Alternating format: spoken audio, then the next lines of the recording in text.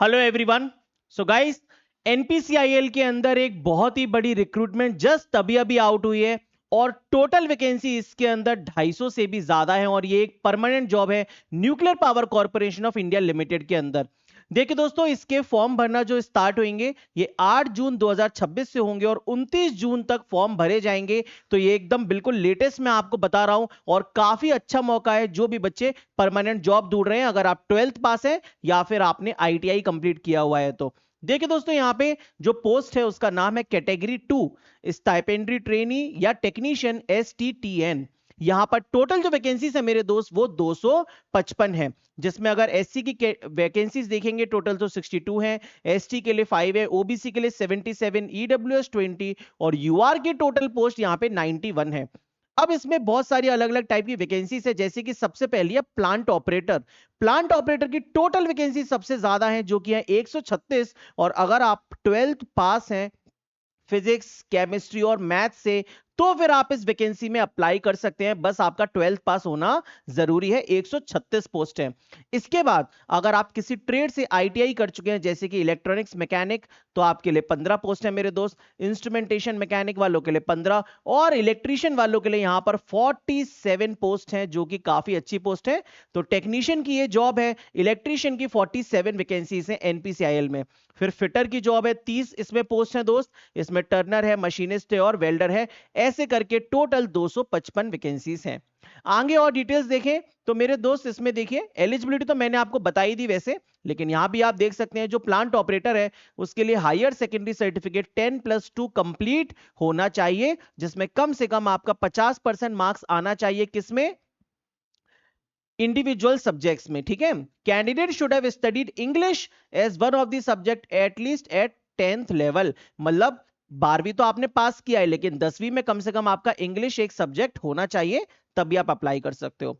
और अगर हम इलेक्ट्रॉनिक्स मैकेनिक, इंस्ट्रूमेंट मैकेनिक इन सब की बात करेंगे तो यहां पे 10th चाहिए प्लस 2 साल का 2 इयर्स का आईटीआई आपका कंप्लीट होना चाहिए आपके रेस्पेक्टिव ट्रेड में, electronics mechanic, instrument mechanic, electrician, fitter, Turner या फिर बाकी की जो है। क्लियर? तो 12th वालों के लिए भी पोस्ट है और आईटीआई वालों के लिए भी पोस्ट है। इसके बाद हम देखें, अब यहां पे बताया है कि जो एग्जामिनेशन क्वालिफिकेशन की लास्ट डेट है वो 29 जून 2026 है। तो मान लीजिए कोई ऐसा स्टूडेंट है जो कि अभी 12th जस्ट दिया है, वो अप्लाई करना चाहता है तो वो कर सकता है, लेकिन 29 जून 2026 से पहले आपका रिजल्ट वगैरह सब कुछ आ जाना चाहिए। लेकिन मुझे लगता है कि 12th का रिजल्ट तो आ ही गया है। ठीक है, अभी अपडेट तो नहीं है भाई, स्कूल से निकले हुए बहुत समय हो गया। और अगर आप आईटीआई कर रहे हो, फाइनल ईयर में हो, तो फिर आपकी आईटीआई 29 जून 2026 से पहले कंप्लीट हो जानी चाहिए दोस्त।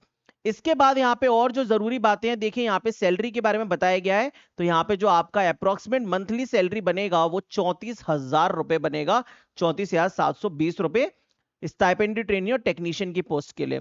फिर इसके बाद दोस्तों यहाँ पे और भी काफी सारे अलाउंसेस हैं। एज लिमिट की बात करें तो कैटेगरी 2 स्टाइपेंडी ट्रेनी की एज लिमिट यहाँ पर अपर एज लिमिट 24 ईयर्स है, जो कि जनरल कैंडिडेट के लिए।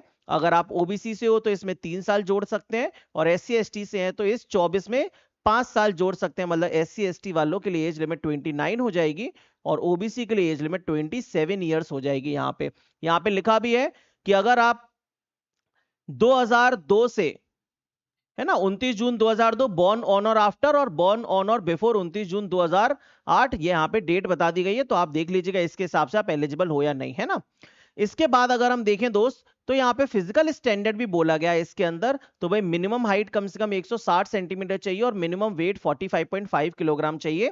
फिर यहाँ पे एक और चीज बताइए कि ये जितनी भी पोस्ट हैं अभी फिलहाल कुदनकुलम न्यूक्लियर पावर प्लांट जो है तमिलनाडु का जो पावर प्लांट है एनपीसीआईएल का, उसके लिए रिक्रूट कर रहे हैं। लेकिन बोल रहे हैं कि selected candidates shall be liable for posting at sites या जो भी है establishment including posting abroad as per the organisational requirement. मतलब जितने भी एनपीसीआईएल के और बाकी के हेडक्वार्टर्स हैं वहां पे भी आपकी पोस्टिंग हो सकती है, लेकिन इनिशियली अभी ये तमिलनाडु के लिए यहां पर रिक्रूटमेंट कर रहे हैं। इसके बाद बात करें अगर हम सिलेक्शन प्रोसेस की दोस्त, तो सिलेक्शन प्रोसेस में 2 स्टेज है, एक प्रीलिम्स है और एक एडवांस टेस्ट है। प्रीलिम्स के अंदर इन्होंने क्या कहा है कि प्रीलिम्स के अंदर आपसे 1 घंटे के अंदर 60 मिनट के अंदर टोटल 50 क्वेश्चंस पूछे जाएंगे, मैथ, साइंस और जनरल अवेयरनेस के। और ये जो प्रीलिम्स टेस्ट है ये प्लांट ऑपरेटर और टेक्नीशियन दोनों के लिए कॉमन है, दोनों के लिए ही सेम पेपर होगा। 3 नंबर का एक क्वेश्चन है और 1 नंबर डिडक्ट हो जाएगा नेगेटिव मार्किंग का। टोटल 50 क्वेश्चन है 3-3 नंबर के, तो 150 नंबर का पेपर है। ठीक है, आप अगर इसको क्वालिफाई कर लेंगे तो फिर एडवांस टेस्ट में चले जाएंगे और ये 2 घंटे का होगा, 120 मिनट का, है ना। इसमें भी 50 क्वेश्चंस हैं, लेकिन ये जो 50 क्वेश्चंस है प्लांट ऑपरेटर वालों से 12वीं लेवल के पूछेंगे और ट्रेड वालों से सिर्फ और सिर्फ उनकी ट्रेड के क्वेश्चंस आएंगे। एग्जाम का पैटर्न सेम है कि 3 मार्क्स सही क्वेश्चन के लिए और 1 मार्क्स गलत क्वेश्चन के लिए, टोटल 150 नंबर का पेपर है।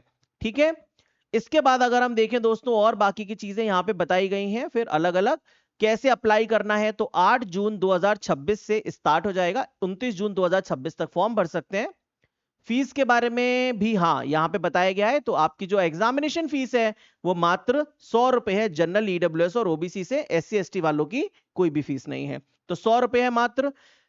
8 जून से 29 जून तक यहाँ पे फॉर्म भरे जाएंगे मेरे दोस्तों।